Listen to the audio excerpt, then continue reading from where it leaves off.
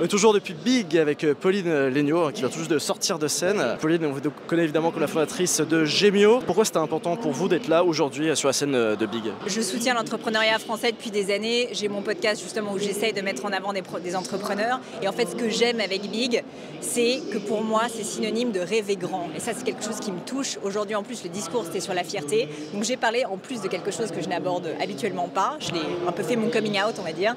Et donc j'étais très très heureuse de pouvoir en parler aujourd'hui à l'occasion de Big. Ça interdit finalement de rêver un petit peu, c'est un petit peu le sentiment qu'il y a aussi dans l'écosystème parfois. C'est pas faux, et puis surtout je trouve qu'il y a plein de manières de rêver, et c'est pour ça que j'ai parlé en fait de mon expérience, qui est pas de lever 100 millions, etc. Mais en fait d'avoir une boîte que je possède, qui est rentable. Donc on peut se dire qu'il y a l'opposé du monde de la tech, mais en réalité Big c'est plus que ça. Gemio, c'est l'aventure qui a débuté il y a plus de 10 ans maintenant. Qu'est-ce que sont un petit peu les deux enseignements majeurs pour en tirer de cette expérience qui n'est pas finie évidemment? Et c'est toujours plus long qu'on ne croit. Quand j'ai lancé Gemio, je me suis dit bon, j'en ai pour 5 ans.